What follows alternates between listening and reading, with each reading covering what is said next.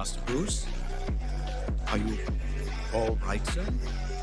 I'm tired, Alfred. Sometimes, old friend, I wonder if I'm really doing any good out there.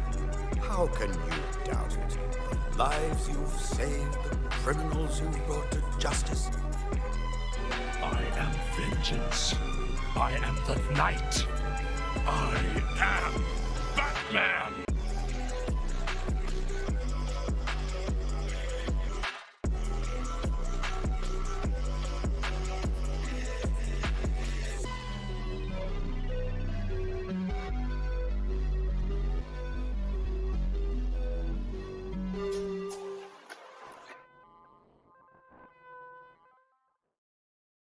Batman, a série animada.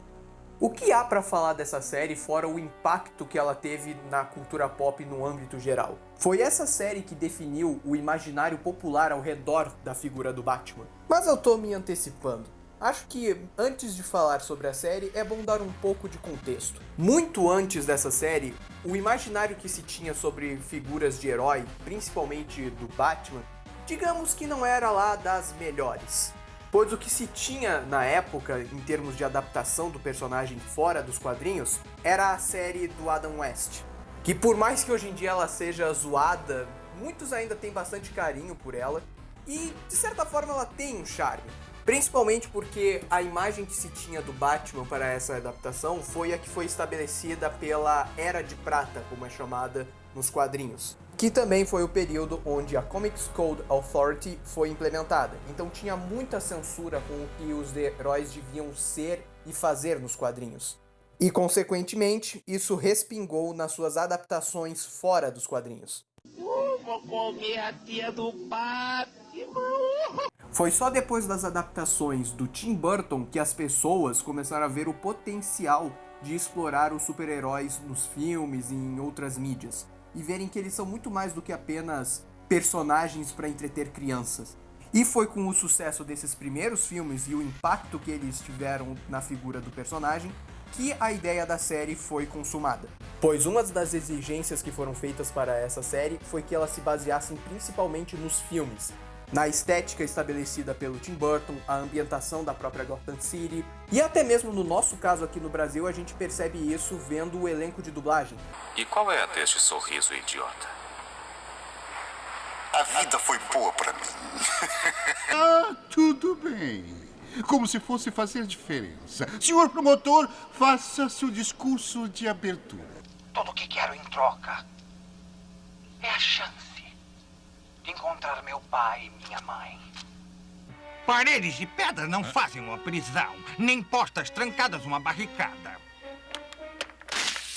Mas não era apenas nos filmes de Tim Burton que ele se baseava. Uma inspiração que dá para claramente notar na série é a influência do filme noir. O foco no mistério e nas investigações policiais para decifrar quem é o criminoso responsável, a ambientação escura e opressiva de Gotham que foi trazida inclusive dos filmes, os ângulos tortos dos enquadramentos para passar uma ideia de desequilíbrio e de perigo, ou só de instabilidade, algo bastante comum nos filmes de noir. A abertura do desenho já retrata isso muito bem. E da mesma forma que os filmes do Tim Burton foram o que definiram o que devia ser as adaptações de um personagem como Batman e, subsequentemente, dos outros heróis de quadrinhos, essa série foi o que definiu o que devia ser a adaptação do Batman e desses mesmos heróis no mundo das animações. Desde a qualidade até a seriedade dos temas e dos conflitos apresentados na série. E foi o sucesso dessa série que possibilitou a existência do universo de animações da DC. Liga da Justiça, Batman do Futuro, a série do Superman e também a série do Cruzado Encapuzado. Mas esse a gente finge que nunca aconteceu. Aquilo ali foi um surto coletivo. Fora isso, também tem a série As Novas Aventuras de Batman, que praticamente funciona como uma espécie de quarta temporada. E com a vantagem de que ele não precisa mais estar associado aos filmes do Tim Burton. Então muita coisa da série animada para As Novas Aventuras de Batman mudaram, desde o design dos personagens, até mesmo a dinâmica das histórias dos episódios. Mas, honestamente, como uma última temporada, eu achei ela bem decepcionante, pois ela passa muito aquela impressão de que era pra ter mais conteúdo, mais temporadas e tal.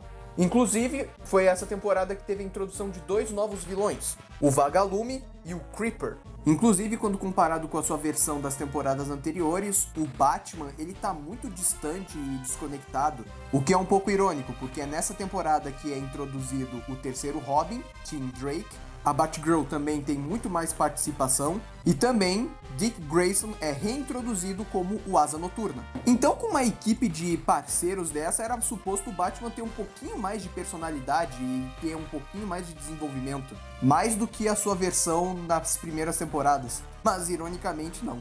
O que é uma pena, porque eu realmente gosto muito mais do design e da direção de arte dessa temporada, que é também o estilo que foi adotado para as outras séries do Bruce Timm.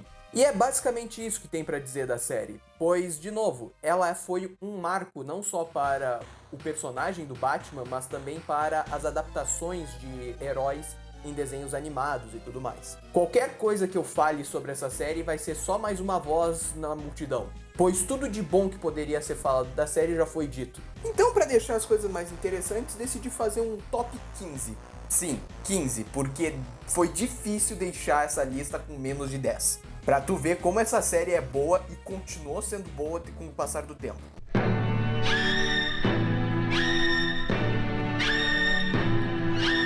Número 15. Faça-os rir.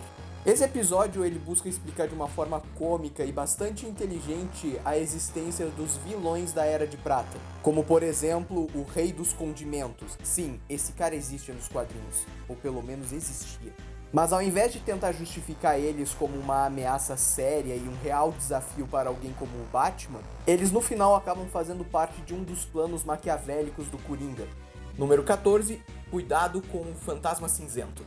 Esse é mais um episódio que tá ali mais para celebrar e comemorar os quadrinhos e o personagem do Batman, pois a premissa desse episódio é de que certos crimes estão acontecendo em Gotham e eles estão seguindo a premissa de episódios de uma série com a qual Bruce Wayne cresceu assistindo quando criança, o Fantasma Cinzento. Personagem esse que o próprio Bruce Timm admite que foi uma espécie de homenagem ao personagem A Sombra, que foi a inspiração de Bob Kane para o Batman, e que aqui na série foi a inspiração de infância para Bruce Wayne assumir o manto de Batman. Número 13. O favor do Coringa. Nesse episódio nós acompanhamos um homem qualquer chamado Charlie Collins, que estava passando por um dia ruim. E quando ele decidiu ter o seu momento de fúria, ele acaba chamando a atenção do Coringa. E o Coringa, sendo o manipulador sádico e psicopata que ele é, diz a Collins que não fará mal nenhum a ele se ele prometer cumprir um favor a ele. Favor esse que é cobrado 2 anos depois, se eu não me engano. Esse episódio é basicamente o que introduziu a personagem da Arlequina tanto para a série quanto para o cânone do Batman. Pois ela foi uma personagem que chamou tanto a atenção dos fãs que ela eventualmente virou uma personagem recorrente, indo de uma mera capanga do Coringa para o seu interesse romântico, entre aspas. Número 12. A Lua do Lobo. Esse episódio nós temos o nosso querido Cavaleiro das Trevas enfrentando um lobisomem. É só isso que você precisa saber. Número 11. Zatanna. Como o próprio nome sugere, esse é o episódio onde é introduzido a personagem da Zatanna. E pode-se dizer que esse foi o episódio, inclusive, que abriu a possibilidade para um universo expandido com os outros heróis da DC. Afinal, a personagem ela não é do universo do Batman. Sua primeira aparição foi no quadrinho do personagem Hawkman, especificamente a edição número 4. Número 10. Asas de Couro. Literalmente o primeiro episódio da série. Esse episódio, além de nos dar um foreshadowing de personagens como Harvey Dent, o Duas Caras, da relação entre Batman e Comissário Gordon, e a rivalidade do mesmo com Harvey Bullock, é o episódio que introduz o Morcego Humano. Sim, esse é o nome do vilão, afinal ele é um híbrido de humano com morcego, diferente do Batman que só usa uma fantasia. Fora isso, eu não sei dizer, mas parece muito que esse episódio tem uma qualidade quase de filme, de longa-metragem. A progressão da história, os enquadramentos, a direção artística. É um nível de qualidade que quanto mais tu olha, mais se parece com algo que você veria num longa-metragem de animação. Tipo A Máscara do Fantasma. Número 9. Quase o peguei. Nesse episódio nós vimos os principais vilões do Batman, Coringa, Pinguim, Era Venenosa, Duas Caras e Killer Croc, compartilham em uma mesa de pôquer as histórias onde cada um quase conseguiu pegar o Batman de forma definitiva. Número 8. Coração de Gelo. O episódio que introduziu o vilão Mr. Freeze, um dos meus vilões favoritos do Batman e um dos poucos episódios que consegue retratar muito bem a humanidade nos vilões do Batman, mas também um dos episódios que ilustra muito bem o que o Batman realmente quer para os vilões de Gotham, que é reabilitá-los e não apenas puni-los. Algo que a DC moderna parece que esqueceu. Batman's a fascist! Número 7. Julgamento. Nesse episódio, os vilões de Batman orquestram uma paródia de um tribunal, onde eles acusam o Batman de ter sido o principal responsável por ter criado eles. E para defender o Batman, eles sequestram Janet Van Dorn, uma procuradora distrital que não vai com a cara do Batman, e que também acredita firmemente que o Batman é o principal responsável pela galeria de vilões de Gotham. Número 6. Casa e Jardim. Nesse episódio, a Era Venenosa supostamente está curada e reformada, podendo voltar para a sociedade, agora casada com o médico que ajudou ela a se recuperar. Contudo, a cidade de Gotham tem sofrido ataques de algumas criaturas que parecem ser híbridas de humanos com plantas. E, obviamente, ela é a suspeita número 1. Entrando agora no top 5, começamos com As Férias de Harley. Como em Casa e Jardim, esse é o episódio onde mais uma das vilãs de Batman está se reabilitando. Desta vez, a Arlequina. Esse episódio não só mostra a Harley realmente tentando voltar à vida civil, mas mostra que, apesar dela ter um diagnóstico de que está sã, o asilo não a preparou de fato para voltar à vida civil, o que acaba frustrando-a e fazendo com que ela volte a ser a Arlequina. E assim como o Coração de Gelo, esse episódio mostra que o Batman não busca apenas prender os vilões, mas salvá-los. Dessa vez mostrando o Batman tendo uma real confiança e incentivando a Arlequina a não desistir da reabilitação. Batman's a fascist! Número 4. Não Veja o Mal.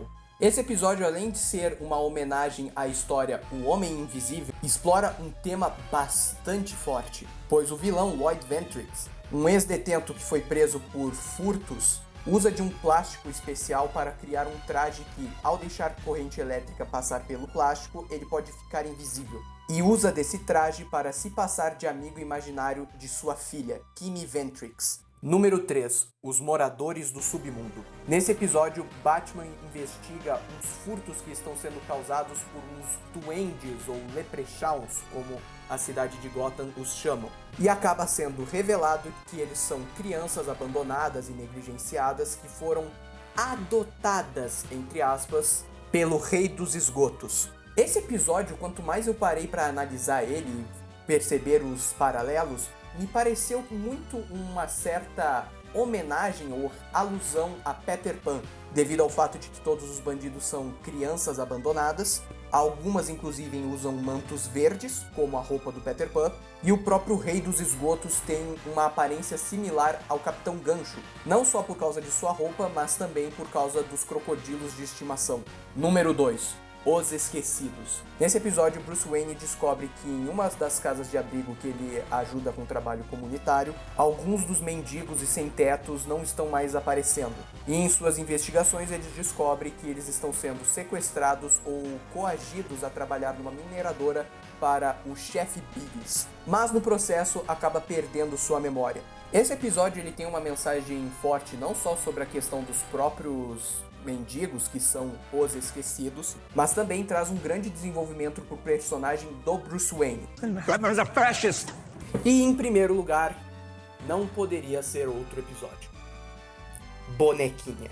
Nesse episódio, o Batman investiga um caso de sequestro e desaparecimento do elenco de atores de uma antiga série chamada Baby Doll, ou Bonequinha. E uma das principais suspeitas é a ex-atriz da personagem principal, Mary Louise Dahl, uma atriz que sofre de hipoplasia sistêmica severa e, portanto, não consegue envelhecer fisicamente. Junto a Mr. Freeze, talvez essa seja uma das personagens mais trágicas do elenco de vilões de Batman, que inclusive é uma personagem original introduzida na série, e esse episódio consegue ilustrar muito bem essa gentileza do Batman com relação aos seus oponentes, e também a fragilidade da própria Baby Doll e as cicatrizes mentais que ficaram com ela depois que ela abandonou o seu papel como Baby Doll. I didn't mean to. Bom, de qualquer forma, é isso que temos para hoje. Espero que tenham gostado desse vídeo. Se sim, deixem um like e um comentário para que ele possa chegar a mais pessoas. E se inscrevam no canal para que eu possa trazer mais vídeos como esse sobre outros assuntos, sejam jogos, quadrinhos, filmes, o que for. Esse foi o Andarilho Retrô e até a próxima.